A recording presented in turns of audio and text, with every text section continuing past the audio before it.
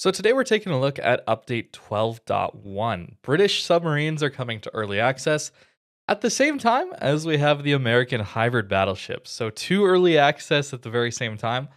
I'm not sure how that's exactly going to look, but there's some pretty interesting things here. The Battle Pass is not really all that amazing this time around. You only are going to get 10,000 research points as the final premium reward. And so it's basically just a way to gain standard economic bonuses, a little bit of steel, a little bit of coal, but no really special reward at the end. No new premium ship, no new early access to some of the submarines like we had. We got to the Nebraska.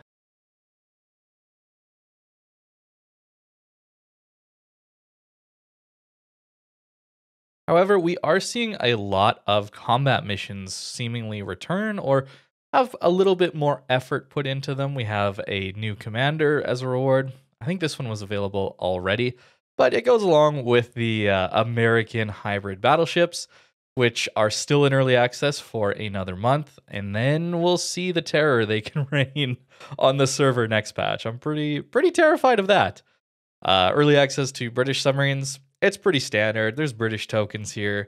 You'll have the tier 10 available for a ridiculous amount of doubloons at the very end of a long chain of bundles. It's pretty standard stuff here. And the theme here of these British submarines is that they only have homing torpedoes, no standard torps, and they have a lot of them with a very fast reload and good range and speed, but not the highest damage. So that means they will be the most annoying to play against. Since it sounds like they're going to have a lot of torps always available, just slowly poking you to death. But here's what I meant about mission chains and combat missions here. They're looking to change them up. So they're now global combat missions. So we've seen events like this where you participate, you do some certain in-game challenges, and you work towards a massive goal as an entire server, or I think these are even across server. So as long as you're participating, playing the game a little bit, you will eventually get some of these rewards. We can't quite see what the rewards are yet, unfortunately. You can see the global task can be pretty insane, but it's nice to see that there are some mission chains that are getting looked at and updated and allowing for people to actually gain some rewards without engaging in the battle pass. Perhaps one of the more interesting parts of this update is the Brisbane. This is a new British cruiser, and it's going to be in some sort of web campaign. We've seen this before, but this one is a bit of a pirate theme, I suppose. You'll get a special commander with 19 points, as well as the ship, and it looks a lot like a Minotaur. And it is close to a Minotaur. The things that are changed is that you get HE shells and armor-piercing shells, although you don't retain Minotaur's special short fuse and improved pen angles on those. But hey, you get HE now. And you get a hydro and a radar at the same time, which is pretty nice. You retain the extra special heal that the Minotaur has, although it doesn't seem to mention a smoke screen at all. So that means you won't be the radar smoke HE combo, which is a good thing. I think that that would probably be a little bit too strong. But given that the Brisbane seems to have a similar detection as well to Minotaur, might mean that this will be a very scary ship to run into at tier 10 as a DD trying to contest cap, since it'll be very stealthy and it'll be able to radar you. And it'll have that HE, which allows it to do good damage even when you're angled as a destroyer.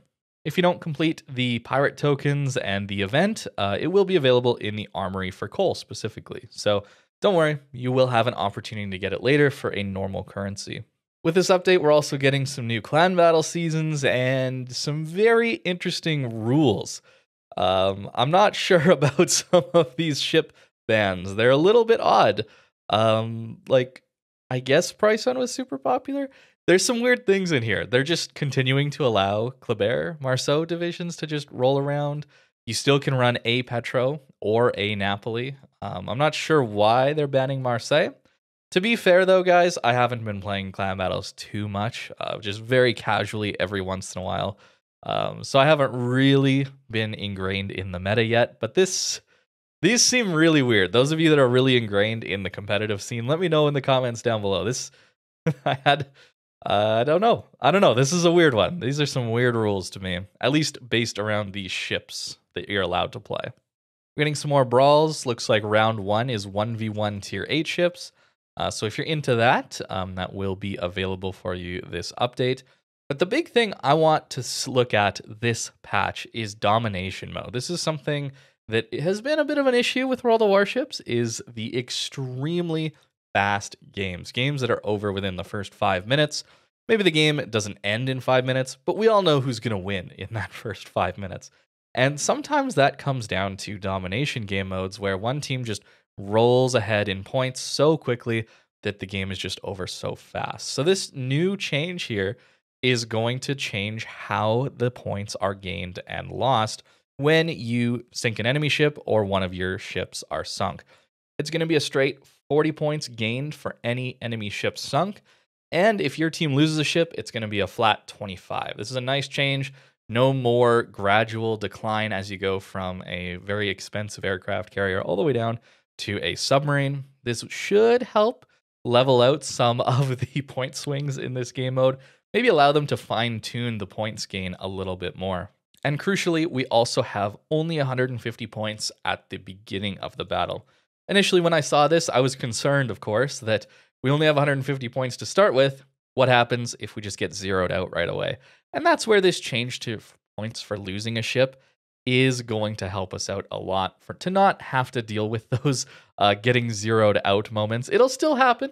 I think it'll still happen, but it's a little bit less likely, I think. Very excited to check out the new domination games, and hopefully it has an impact. It means Wargaming is listening a little bit, acknowledging that there are some serious blowout games, and they are trying to do something to fix it. So hopefully this works, and maybe they continue this into some other game modes.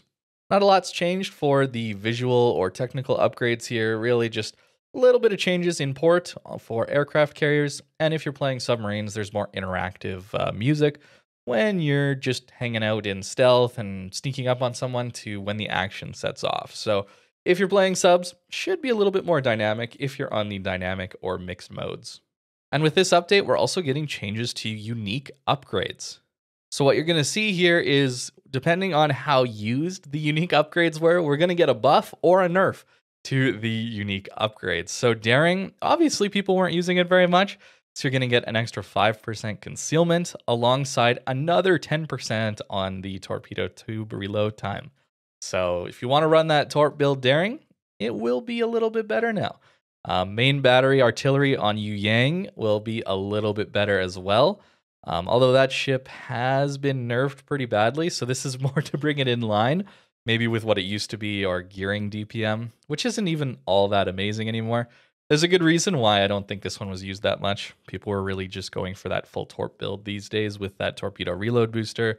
Next up, Kleber, we see getting a slightly less penalty to its reload time for taking this improved camouflage pattern. It lets you be a bit of a stealthy Kleber, a little bit easier, but it just kills your main battery reload time.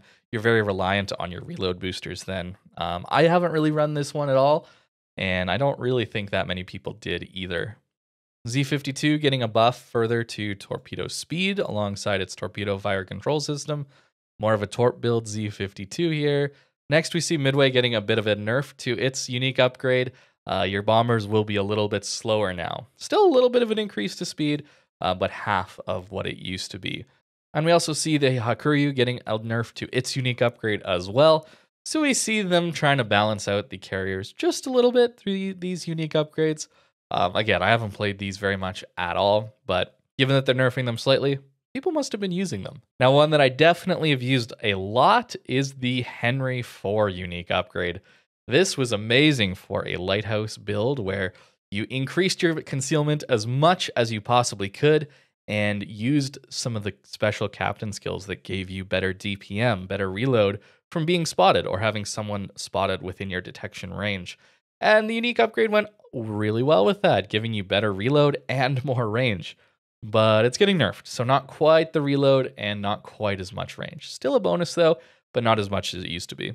Now the Minotaur could be a weird one. Now it's getting a ridiculously long smokes generator here, and we're getting a small decrease to dispersion time, which isn't a huge thing, but doubling the power of this unique upgrade here when it comes to how long that smoke generator is used for. I'm not sure what that's going to do to the playstyle. I've never run Minotaur with the unique upgrade, but I might have to try it. That's an insane increase. It might be interesting to have that extremely long smoke. And Kremlin finally getting a usable unique upgrade here. I never ever wanted to take this one since it just made my ship so much less tanky since I removed a full heal and a damage control, which is both very limiting on the Kremlin. So we never wanted to give those up. And now we might actually want to use the unique upgrade. We'll see. I'll definitely give it a shot once the update goes live and see how it plays. Over in the armory, the Z42 will be released for 27,000 steel. I did put up a video on this ship already. The DPM is pretty awesome, especially when you're using the armor piercing. The very short bursty smokes combined with the full German hydro is great for gimmicks and killing other DDs, ambushing them, cap control. But it's a little bit clunky to use thanks to some poor turret angles. But go watch the full video if you want to know more. But that ship will be available for 27,000 steel. Along with this update, we do have access to the 2 super ships that came out a couple patches ago in an auction. So the Yushakov and the Sekiryu. So basically the Super Kremlin and the Super Hakuryu, 2 potentially very strong ships, are available now just for credits, assuming you actually have the XP on the preceding ship. Something to keep in mind, I'll keep reminding you guys of this until it fully goes through. There's some ships available for free XP that will be moved to the armory for coal in update 12.4. So if you want these ships, the Groningen, the Hayate, Azuma, Aegir, if you want any of them and you have a lot of free XP lying around, you don't want to spend coal, maybe use that free XP now before they actually move for coal, and then you can't get them for free XP anymore. So that's what's coming in update 12.1. The real big things I'm excited for, of course, are the domination changes. Very hopeful that that helps with some of the blowout games. Love to see Wargaming looking into that. It at least means they're trying and listening to some of the feedback that we have. So that's what we're getting in update 12.1. Let me know what you think in the comments down below.